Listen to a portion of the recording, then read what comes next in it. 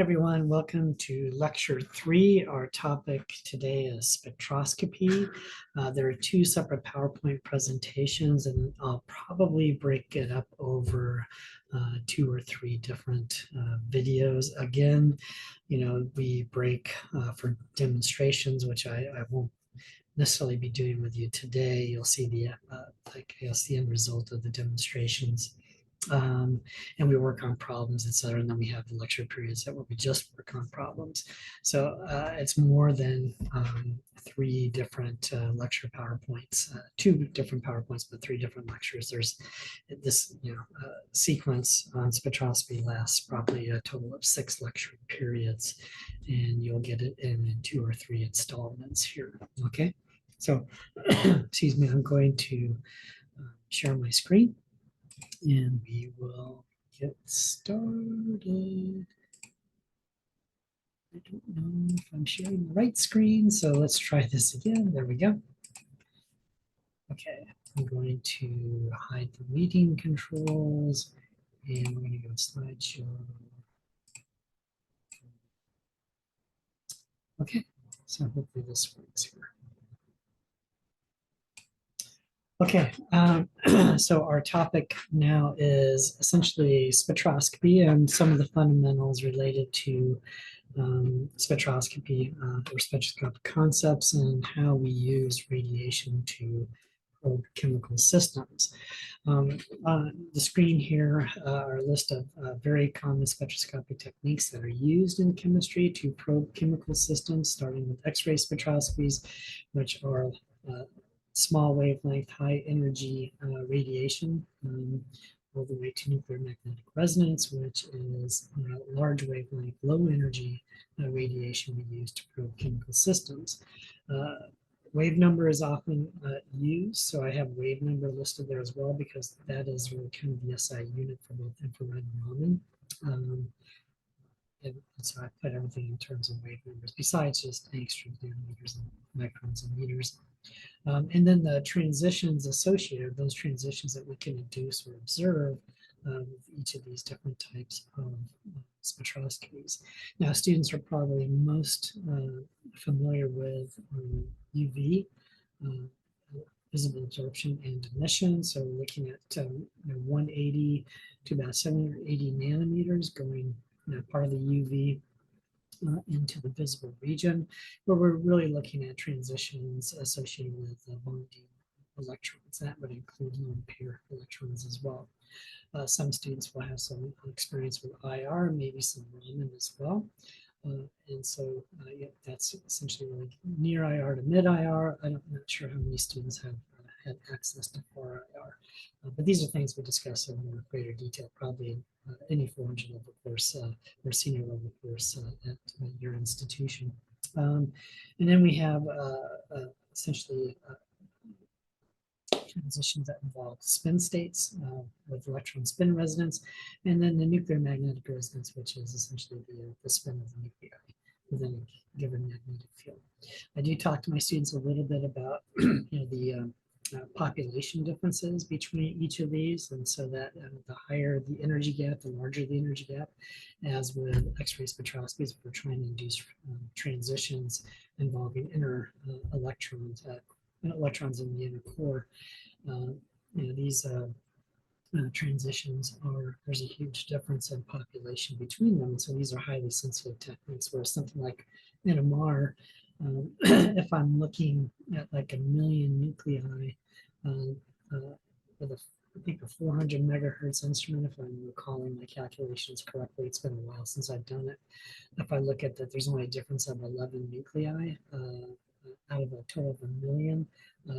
That separates the 2 different spin states. So the alpha spin state would have 11 more nuclei than the beta spin state. So that's a very small population difference, and which translates then to a fairly insensitive, right? And you have to think about it. If I promote one spin state from an alpha to a beta, and let's say I have one nuclei flipping a spin state, but there's already 500 existing in a higher energy spin state. Well, 1 in 500, that's not a huge difference. But if I look at like X-ray spectroscopies where I have an unpopulated high energy state and a highly populated, 500, whatever, um, ground state, that's a huge difference, right? And I tell my students the difference between lighting a lighter in a brightly lit room versus lighting the same lighter in a darkened room, right? It's much more dramatic, much more sensitive. It's much more noticeable change, much more noticeable transition, much more sensitive than that. So it's not to say that NMR is not a powerful tool. It just means it's relatively sensitive tool, and that usually means a sample see these transitions. Okay, so a classic definition of radiation is that both the particle and wave nature of radiation. And so the upper two diagrams are essentially just showing the wave-like characters of electromagnetic radiation as it propagates through space, where there's an oscillating electric and magnetic dipole, oscillating electric dipole, oscillating magnetic dipole, oscillating perpendicular to each other and also perpendicular to the direction of propagation. And most of the spectroscopy I showed on the earlier slide, it's really the interaction of the oscillating electric dipole interacting with materials to induce these electronic transitions, whereas in NMR, we're looking at the oscillating magnetic dipole to induce the spin flips. So it's NMR is a bit different there as well. So the classic particle description is E equals h nu, where the energy of a given photon is related to its frequency of oscillation or the oscillation frequency of the oscillating dipole associated with it via Planck's constant. I tell my students I don't give them constants. They should by now have had Planck's constant enough. And if I'm not trying to be punitive, but you should know Planck's constant by now, right? And so we make sure that they know it here as well. But it's just, these are some fundamental information that you should have some facility with as a chemist, as a working chemist. And so, and we should state that, right, that energy is quantized. And so I can't just take on any old value. There are essentially integral values, right? There should be an N in front of that H nu. And so that it takes on specific integral values of this expression. And then we have essentially in the next equation that the frequency of oscillation times the wavelength is equal to the speed of light. And this is in a vacuum. Obviously, you see that the velocity of light does change as it goes through different materials. And we'll get to that discussion. I can make a substitution in the E equals h nu equation. Since we know that frequency is equal to c over lambda, I can make that substitution in there. And then 1 over lambda is also known as wave number. So that nu bar is a unit of wave number, or the symbol of wave number with units 1 over centimeter. So these are the common expressions that we use in the spectroscopy, depending on what the desired concept is that we're talking about, the range of radiation. Now, when it comes to the interaction of light with matter or materials, a number of things can happen. In the absence of any absorption, refraction, reflection, diffraction, and scattering can happen. Now, in this course overall, we're most interested in absorption because we're using it to induce transitions. But we're going to spend a little bit of time talking about refraction, reflection, diffraction, and scattering. These are concepts typically used in spectroscopy instruments. Scattering may not as much, but it's something that we do observe in solutions, et cetera, that have small particles. But it's more of a let's just get to know radiation a little bit more in the context of living environment here. So if I have two materials, and in this case, I have material N1 and N2, and we'll get to what N means in just a second and see the definition or the mathematical expression. But I have two materials, material 1 and material 2. And so light is essentially moving through material 1, and then it's striking this interface between the two materials. And as it goes through material 2, it eventually hits that next interface where it essentially exits material 2 and goes back into material 1. So most common way of looking at this I use is that N1 is just air, and then N2 could be glass or liquid or whatever. So it's traveling through the glass or through the liquid before it exits again and re-enters the air. So a couple of things happen when light strikes an interface. And so one, it can reflect and it can refract off of that interface. And the extent at which it does either of those and the angle at which it does either of those depends on the refractive indices of the two materials. Now, N, which is the refractive index, is equal to the speed of light. It's equal to this ratio, the speed of light relative in a vacuum or air relative to the speed of light in another medium. So when I use N1 as equal to air, I'm just assuming that the velocity of light in air is very close to that of being a vacuum. So I'm just going to use 1. Sorry, I'm going to use it's 3 times 10 to the 8th meters per second as C. Okay, but when light travels through any other medium other than air or vacuum, it does slow down. So V is smaller than C. So that means if the interface is between air and air or vacuum and vacuum, the speed of light is the same, and so forth, n equals 1. But if light is traveling through any other medium besides vacuum and air, then V is smaller than the speed of light because it slows down in that medium. And so n is greater than 1. So n will always be greater than or equal to the value of 1, and it's related to the ratio of the velocities in the two materials that it's traveling in. And you can see that in the Snell's law right there. Okay. So first, when light strikes an interface with two materials of different refractive indices, two things happen. A portion of that light will reflect off that surface, and a portion of that light will actually enter into the new material and refract into that new material. So if we look at specular reflection, in other words, we consider this a very smooth surface, and so we would get specular reflection, then the law of reflection holds, which means that the angle of reflection and the angle of incidence, theta 1, are equal. So when we take these thetas, we always take them to the perpendicular to the interface, right? So the normal to the interface of the two materials. And so theta 1 is the angle of incidence, okay, of that as light is approaching that interface. And then theta reflection is essentially the angle with respect to that same normal coming off of that surface. So for specular reflection, theta 1 and theta reflect is equal. If it's a rough surface, then the angle of reflection can take on any value because it depends upon the surface roughness.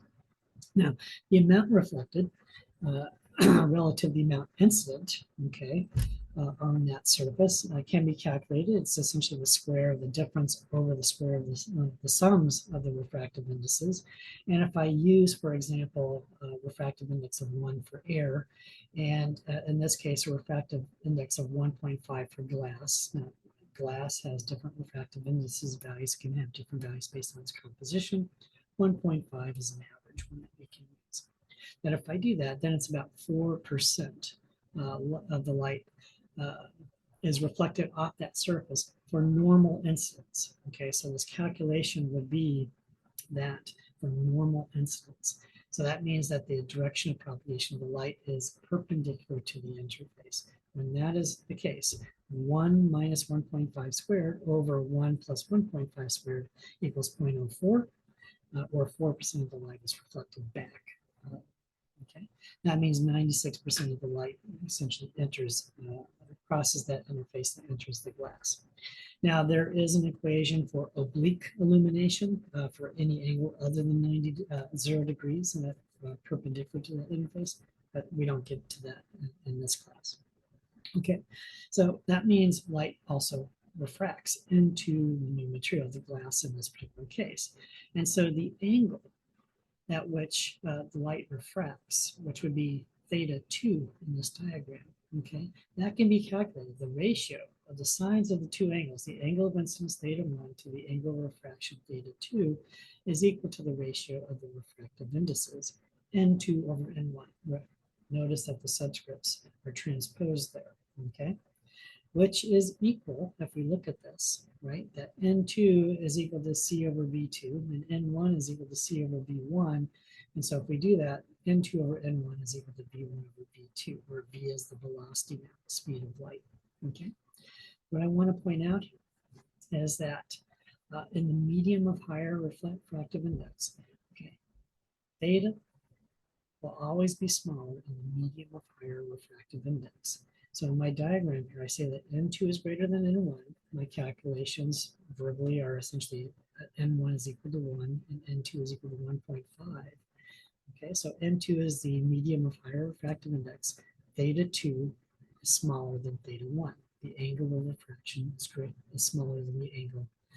Sorry, yeah, it's smaller than the angle of incidence. So it will always be the case that the medium of higher refractive index will always have the smaller angle, whether that's theta 1 or theta 2, it doesn't matter. All right, I do want to point out that refractive index is wavelength dependent. Typically, refractive index values are going to be quoted at the sodium emission line, which is around 589 nanometers. And so it does change. So refractive index of materials do change as a function of the incident wavelength. It's not a constant. What I like to point out to students in a demonstration when I do is that I have graduated cylinder with some mineral oil, and I break up a glass stir rod in front of them and put it into the solution of mineral oil, which I call a magic solution, and tell them that the magic solution is going to reconnect all those pieces, and I'm going to pull out a single stir rod again because it's magic. And so when I pull it out, good stuff. But the thing is, I already had that one whole stir rod in there. They just could not see it because the refractive index of the mineral oil and the refractive index of the stir rod are exactly the same. And so if I go back to both Snell's law and reflectance here, what we can see is that if the refractive indices are the same, okay, there's no reflection, right? And the angle of incidence and angle of refraction are the same. In other words, light does not bend. So if light does neither reflects or refracts at an interface, it becomes invisible. I can't see it. And that's the purpose of that demonstration, is to show them that for those two materials, they have the same refractive index. And essentially, I can't see that interface because nothing happens at that interface for me to be able to observe it.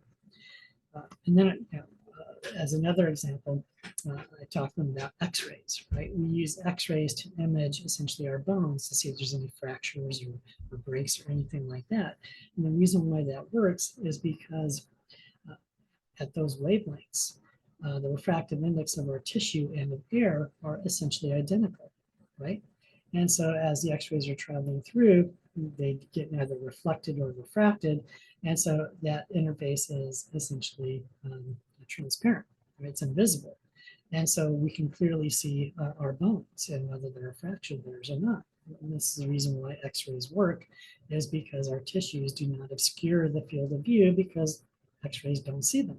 They can't tell, there's no difference between the air and our tissue at that wavelength, which is pretty cool. Yeah, there is some whatever, but that's why x-rays work. Otherwise, the tissue would get in the way and we would not be able to observe the bones if that were not the case. Okay, so now this dispersion right here just indicates that there is a dependence of the refractive index on wavelength right here. So usually refractive indices are quoted at the D emission line, 589 nanometers, but there are a couple of other ones that are used as well.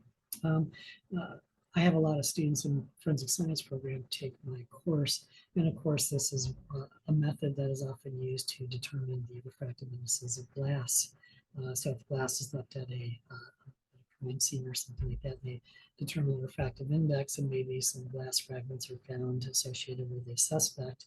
What they can do is a refractive index matching to see if possibly, it's not proof, it's not conclusive proof, but if the materials have the same refractive index, it's suggestive, right? One line of evidence that suggests that maybe this suspect is linked to the scene.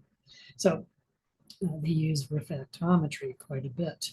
And this is something that's also used quite a bit in geosciences, which is my background. But the difference in refractive index, typically when we do these things, right, the glass fragment is immersed in some oil, refractive index oil, which is a reference. You know the refractive index of the oil. And so you can tell based how light interacts with that material, whether the oil has a higher refractive index or the glass has a higher refractive index. And you can go and switch and change the refractive index of the oil until you get a match, right? And so when the refractive index of the grain and the oil equal each other, the grain disappears. Sort of, I mean, you can see hints of it, and something else happens, and it's this dispersion as well. So this is an example right here. This is known as the Becky line method, where essentially light, when it enters the interface between the glass grain or the mineral grain and the oil, it's going to get bent, right? And so you can tell with this Becky line method, as you move the stage up and down, that the Becky line is going to move into and out of the grain, and it's based on the relative refractive index of the grain versus the oil. Well, if they're different, you see this white light, because essentially all light at every wavelength, if they're sufficiently different, are essentially refracted in the same direction. But as we get to that point where the refractive indices between the glass fragment or the mineral fragment and the oil become the same at 589, okay, something really kind of cool happens, right? And so we get this match here where at smaller wavelengths, their oil has a higher refractive index than the grain, whether it's glass or mineral, and at higher wavelengths, the grain has a higher refractive index. And so when you move the stage up and down, different colors move into and out of the grain and the oil. Now, when you have that happening, right, then you know that you have a match between the refractive index of the reference one and your unknown suspect glass fragment or mineral. And so this is an old thing I had when I was a mineralogy, as an optical mineralogy. This is back in 1979 or something like that when I took this course. And so this was handwritten because by the instructor or whatever. But it essentially says that when there's essentially no difference in refractive index between the grain and the oil, you get this orange yellow entering the grain as you lower the stage, and the sky blue enters the oil because we're right here at this thing. So remember, orange yellow enters the grain. Okay, so orange yellow, which would be 6,000 to 7,000 nanometers in that range right there, that enters into the grain because the grain has the higher refractive index, right? And then the sky blue enters the oil because the oil has a higher refractive index at those wavelengths. So pretty cool method. It's actually quite pretty if you do it under the microscope. And this is kind of a view of what you would see. All right, great. So, all right, so another way to say this is that the ray, the direction of propagation, bends toward the normal in the medium of higher refractive index, which just means the smaller angle, whether the incident or refracted ray is the smallest in the medium of higher refractive index. Okay, so if N1 had the higher refractive index, theta 1 would be smaller than theta 2. Okay, so one other thing I like to point out too is that when we put like a pencil or a straw in water, we put our hand in there, it looks like our arm is bent or broken. And the same thing with the straw, etc. And this has to do with very interesting fact here. So I'm going to go back to this particular screen right here. So if I look at this, right, it says that the medium of higher refractive index, okay, has the smallest velocity, right? So on the far right, the equation n equals CV, for higher refractive indices, that means that the velocity of light is smaller, okay? So that C over V is a large term. Right, so a medium of higher refractive index, light travels or propagates at a much slower speed than it does in a medium of smaller refractive index. Okay, so let's think about this. So we still have the equation that the velocity of light is equal to the frequency times the wavelength of light, right? We're not talking about absorption right here. So there's no change in the frequency of the oscillation of that radiation. right? The oscillating dipole, the frequency of that oscillation is not changing. I'm not looking at absorption here, so there's no loss of energy associated with this, okay? So that means higher refractive index, V goes down, but V is equal to lambda times frequency, lambda times nu. Okay? So if nu is constant, right, that means as the velocity decreases, the wavelength must decrease because the product, frequency times lambda times wavelength, equals speed. Speed goes down, but frequency is constant. That means wavelength goes down. So in our example here, as light is traveling from air or into across the interface into glass, okay, its wavelength is changing. So, and that's reflected in the different refractive index values. So it slows down, but its wavelength also changes simultaneously. And then when it exits or crosses that second interface and enters back into air, its wavelength increases again because its speed increases. So why would essentially the wavelength change at that interface? It won't. If the refractive indices are the same, nothing happens. But if they differ, then the wavelength must change. And so this is what we have here. So the horizontal line, okay, the x-axis here, if you will, okay, N1 is above the x-axis, N2 is below. So that the horizontal line is the interface between air and glass, okay? And so those blue lines represent essentially the wavefronts, right? Just essentially drawing lines across the peak maximum in these wavefronts that are approaching the surface right here, okay? So the direction of propagation is perpendicular to these wavefronts, okay? And so the distance between those wavefronts is the wavelength of the radiation as it's traveling through the air, right? When it strikes that interface, okay, it slows down and it changes its wavelength. It decreases if N2 has a higher refractive index. Well, okay. How does it change its wavelength? Well, the only way to do that is to change the distance between those peak maxima and the wavefront. So if you look at the red, which is in the glass material, right? The distance between the wavefronts, lambda 2, is smaller than lambda 1. The only way for that to happen is if you bend those wavefronts. Okay. So the reason why light is bending at that interface is because the wavelength is changing. The only way to change that wavelength is to bend those wavefronts to produce a smaller distance between each of those peak maxima. Okay. Now, there's a greater discussion here about overall total electric field, magnitude of the electric field, et cetera. That's a little deeper than what we want to go right now. But essentially what this is that light essentially bends at the interface because it has to decrease its wavelength. Going from a medium of low refractive index to a medium of higher refractive index, the wavelength must decrease. And the only way to do that is to bend its direction of propagation. And that's why light is bending. That's why we get refraction taking place. Okay. And that's just this in general. So this is taken from another textbook. I think it's an instrumental analysis textbook, just showing how the wavelength of an example right here of light changes as it goes from air to glass and then back to air. Just using the simple phenomenon where there's no change in frequency because there's no absorption taking place. Right? It's a completely elastic phenomenon.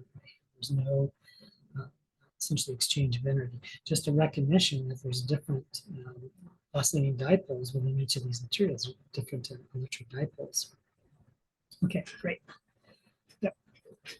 So one thing that we use these light sources for are essentially to probe chemical systems. So we're using radiation to probe, and a common source that we use to probe chemical systems, or light source or radiation source, are black body radiation sources, or sources that approximate black body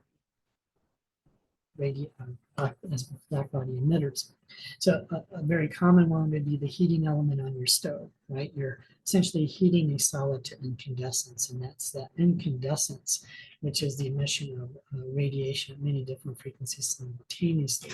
So it's essentially a tungsten light bulb as well. We're passing a large enough current through it to heat it up enough that it begins to glow, right? And so that's what a black body those are classic black body emitters. So most solid state objects that are heated to incandescence are black body emitters. Our sun is a black body emitter, and so is the Earth as well. So it's not just solid objects heated to incandescence. The one thing about black body is that it's essentially a material that is in thermal equilibrium. So it is radiating as much energy as it is absorbing. Okay, so the Earth would be approximates a black body. It's not perfect, but the amount of radiation it receives from the sun, it essentially re-radiates back out, different wavelengths, but re-radiates back out to space. And so that's a black body. It's in thermal equilibrium with itself. Now, there are three laws that kind of govern the emissive profiles, the shape of the emissive profile of a black body emitter. And in the figure right there, you see a generic shape of a black body emitter. And so A, B, and C.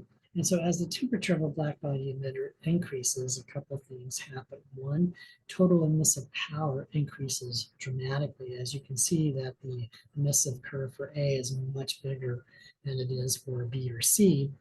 And the wavelength of maximum emission shifts to lower wavelengths as well. Okay, and so these temperatures can be calculated using what's called Wien's displacement law, and essentially is equal to 2.9 times 10 to the 6 divided by the temperature of the black body source in Kelvin. So you have to use Kelvin for this. And then you can calculate. It's a pretty good predictor of the wavelength of maximum emission. The Earth is a black body emitter. As I said, I think the peak wavelength, our average global temperature is about 288 K. And so that would translate to about 10,000 nanometers as the wavelength of maximum emission. For our sun, which we'll see in the next slide here, its wavelength of maximum emission is in the visible region. And in fact, so Earth 288K, 10,000 nanometers. Our sun is a black body emitter, not perfect, but fairly close. And its surface temperature is about 5,900 K, and that essentially corresponds to the blue. So its wavelength of maximum emission is in the blue region of the spectrum. So if we just use 6,000 K, this is the emissive profile for our sun.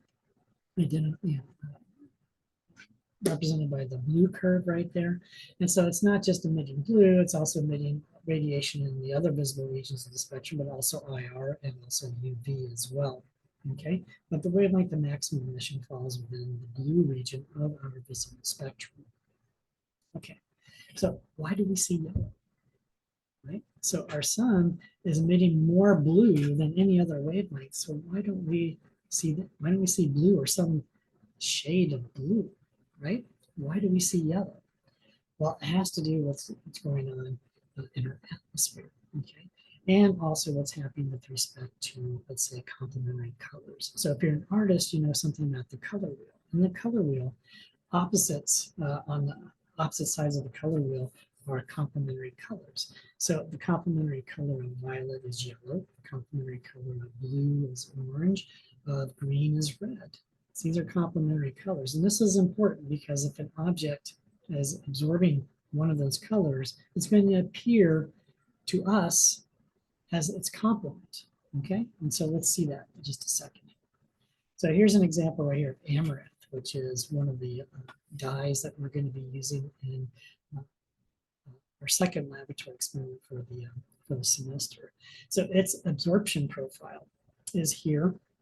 And so this is essentially, if we send white light into amaranth, this is essentially shows us the wavelengths at which it will be absorbing. So it absorbs primarily in the green portion of the visible spectrum. It does absorb other areas, but it has a peak maximum, wavelength of maximum absorption of green, which means that the green is not hitting our eyes. So in the presence of white light is coming towards us and an object absorbs green, okay, we perceive it as red, which is because red is the complement of green. And you can see that anyway, there's very little absorption in the red region, and so that radiation is going to hit our eyes, okay? Tartrazine, right, has an emissive profile in the upper figure right there, and you can see that it absorbs more strongly in the violet-blue region, and so therefore it appears yellow. Yellow is the complementary color of violet, it's a yellowish orange color. And so orange is the complementary color of blue.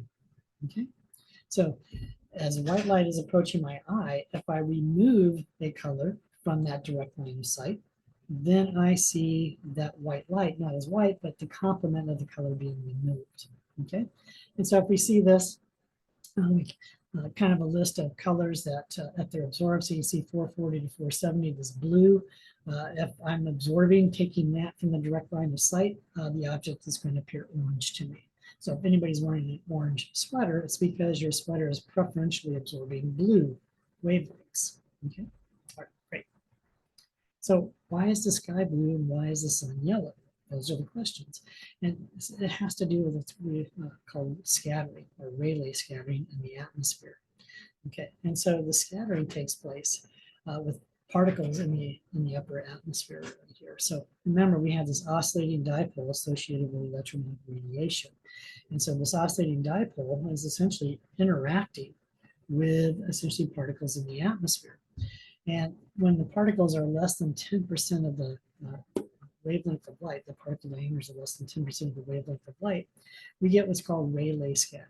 That essentially this notice of each other is essentially sends light off into different directions. It scatters in a different direction. Now they're preferred directions, but essentially light gets scattered away from, and doesn't necessarily follow along the same direction of propagation. It will get essentially sent in another direction. Completely elastic, no exchange of energy here, just a kind of a nod and then a change in direction. Okay, and so when this happens, the intensity of the scattered radiation is essentially dependent on the inverse of the wavelength of the radiation to the fourth power. So the intensity of the scattered radiation is proportional to 1 over lambda to the fourth. And what it says is that smaller wavelengths are much more efficiently scattered than larger wavelengths. Okay, so blue light, violet light, and blue light are much more highly efficiently scattered than red light. Okay, and so when the sun's rays are coming towards me and hit the atmosphere, what gets primarily scattered away from the direct line of sight is violet. And so in the absence of violet, I perceive yellow. And that's why the sun appears yellow in the sky, because we're essentially devioleting, right, the rays that are coming towards my eyes. Okay, blue as well, but primarily violet. That's the most efficiently scattered visible radiation. So I see its complement yellow. Right, so I do a blue sky demonstration during the course, during the class where we're talking about this. So it's already started because it takes a while to develop. And all it is some sodium thiosulfate and then a little bit of concentrated HCl. And so this forms sulfur particles, right? And the sulfur particles are typically very small. So I use an overhead projector. It's the projector lamp that is my proxy for the sun. And then the solution is the atmosphere. And then the rays have to go through that solution and out for whatever makes it through to hit my eye. Okay, and so whatever I see coming out of that beaker in any and all directions is essentially the sun and what I perceive the sun to be after the rays have gone through the atmosphere and interacted with the particles there. And so you can see that blue light, because there's very little violet emitted by this projector lamp, that blue light is essentially a scattering taking place in the atmosphere or scattering taking place in the beaker based on the small sulfur particles that I'm growing in there. Okay, so you can see it's a little bit cloudy though, because it's not a perfect experiment, because these sulfur particles aren't just nucleating, they're also continuing to grow, and as they grow and grow and grow, they enter into a different scattering regime, which we'll get to in just a second.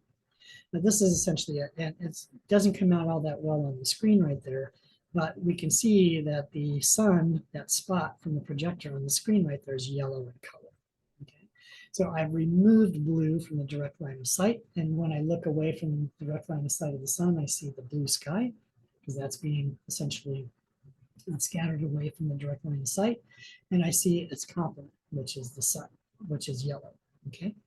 Now, violet is being much more effectively scattered, but we don't, there's not as much violet being emitted by the sun as blue light. Okay. There's not a huge difference in wavelength there, but we're also not very sensitive to violet. We're more sensitive to the blue, and in fact, we're most sensitive to the red end of the spectrum. Okay. So we're not very sensitive to blue or violet. We're much more sensitive to the red end of the spectrum.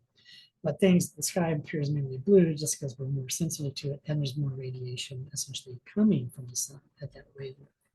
Okay, and this is just to show that. Now, please, it's for illustrative purposes only, so this is not highly technical right here. But it means that if I'm a person standing on the west coast of the United States, let's say at noon, right, there's a very short path that the light has to travel between the sun and me, in other words, very short atmospheric path. But as it's setting, what happens is, and I know this is why it's illustrative, it's not east-west orientation here, but as the sun is setting, there's a longer wavelength, longer path length that the rays have to go through, right, to reach my eye. And so the longer the path, the more scattering takes place. So more violet and blue light gets scattered. And so what we see is that increasing contribution of blue overall. And so the sun slowly appears more orange as it's beginning to set. Now, eventually we could say red is in there, but there's other optical phenomena in the environment and in the atmosphere taking place that can give rise to colors to orange and red as well. But now there is a shift in the color of the sun just based on an increase in path length going from noon to essentially sunset. And so this is why the sun changes subtly its color throughout the day. All right, now what color do we actually see? Well, I tell my students that because we're not sensitive to the red end, to the blue end of the spectrum, we're much more sensitive to the red. Okay, that's based on the rods and cones in our eyes, that we have to take that into account, not just the emissive profile of the black body source. And so this is what's called a chromaticity diagram, where it plots the color temperature of a sun based on Wien's displacement law versus the, our sensitivity to different colors. And what it says is that we would, if we were up on the moon, sitting in a lounge chair drinking a tequila sunrise, as the sun came around over the horizon, we would see a peach-colored sun. Cool. So, okay, now, as I said, in that demonstration, as you can see right here as well, if I let it go, then the particles are getting bigger and bigger. And eventually the sulfur particles are greater than 10% of the wavelength of light. And so now we enter into a different scattering regime called the MIE scattering regime, where now the intensity of the scattered radiation is directly proportional to the wavelength. So there's really no difference between violet, blue, green, yellow, red. Any of those colors are all equally scattered. So white light coming in, white light scattered, and that's fog. Right? That's what fog is. Where it's essentially in the MIE scattering regime. And so that's why you always want to use your low beams and your high beams, because it's just going to get scattered dramatically, right? You're not going to be able to penetrate that cloud bank. Okay. And as you can see here, almost none of the light is actually making it through that beaker and being projected onto the screen at this point. And eventually that would go black, because essentially all the light's being scattered away from the direct line of sight, which will be visualized on that screen. Okay, a couple more things here before we stop this one, and then we'll pick it up in a subsequent video. Just diffraction. So diffraction is used quite a bit. It's a principle used quite a bit in scanning spectrometers, which employ a gradient to essentially diffract light at different wavelengths and different angles. So we can image different wavelengths independent of any other wavelength onto a material, so we can see whether it absorbs specific wavelengths or not. Okay, and so gradients are used to essentially diffract light at different angles. I'm just going to blow through this real quick right here. This is something we discussed in greater detail in the instrument analysis course, but this is what a gradient looks like right here. It's essentially diffracting, it's white light coming in onto the surface of that. You can see the incident angle right there. That's all white light striking this gradient, and then it's being different orders of diffracted light, or diffracted different angles, but also different wavelengths. And this is how we can use different, how we can image single wavelengths or a very narrow range of wavelengths onto a given material to see whether it responds or interacts in that particular wavelength or set of wavelengths or not. Okay. And it's employed, and in fact, gradients can be constructed in many different styles and ways, whatever, so that some light is really diffracted, some light has no solutions to it, so we can be highly specific in terms of our resolving power of very introducing a very small range of wavelengths or a very broad range of wavelengths into our material, etc. And the goal here, I know I'm going through here, is that you can actually make a scanning or a grading-based photodiode array-based grading spectrometer just using DVDs and CDs, etc. And you can see here that CD, DVD, HD, DVT, Blu-ray. I'm not sure why I put the HD DVD in there per se. But if you look at these have grooves, and so they act just like a grading does in a spectrometer, and they'll diffract light at different angles. And so when we look at these, and so that's why you can see the color patterns. You can see it better on the CD and the DVD there, but you see that the groove spacing gets smaller and smaller and smaller, right? Because the more grooves you have on that disk, the more information you can store, right? But the smaller those grooves are, the smaller the writing and the reading radiation, or whatever probes you're using to write and to read that information, have to be smaller as well. And so a CD player uses essentially a 780 nanometer laser wavelength, right? So it's essentially, you would see it as red. The 640 you certainly see as red. The 780, actually that's a good question. So that's, I'm not sure what color we would be seeing on that, maybe not much at all. But anyway, you can see that the groove spacing, so the distance, the size of the groove is fairly large, and our laser needs to be able to fit into that groove to be able to read the bumps and stuff like that that are in that groove and convert that to whatever information, sound or whatever. And so it's a fairly large wavelength laser. Whereas if I go to a DVD, right, those grooves are only about 740 nanometers in width. And so I have to use a smaller laser because it has to be able to fit in there, right? The wavelength has to be smaller than the groove to be able to read the information in that groove. But it shows you that a CD can be read by a DVD because a 640 nanometer laser, if it fits in a 740 nanometer groove, will fit into a 1600 nanometer groove. But a CD can't read a DVD, right? Because the laser is bigger than the groove itself. And so it's not only reading the information in that groove, but also spilling out on either side of that groove and maybe getting close to another groove right there. And so it's just a mess, right? It's not just strictly reading that. There's a lot of noise, etc. And so they're always forward compatible, but not backward compatible. Now, the difference between DVD and Blu-ray is more than just the line spacing and the laser tools. There's different formatting for different encoding associated with this as well.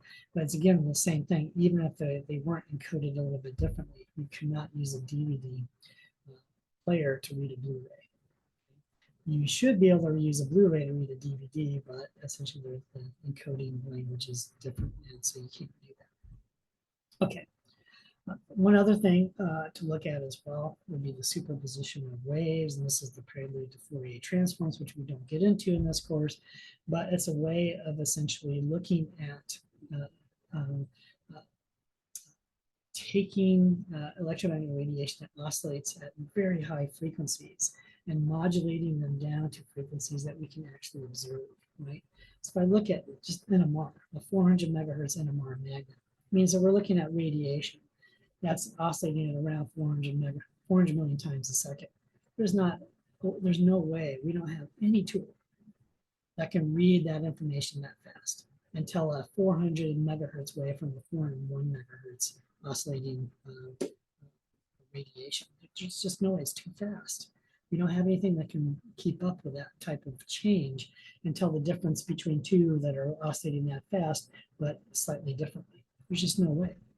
And so one method to do that is to use a reference frequency and then subtract other frequencies or what you're trying to observe from that reference frequency, which is the basis of essentially NMR.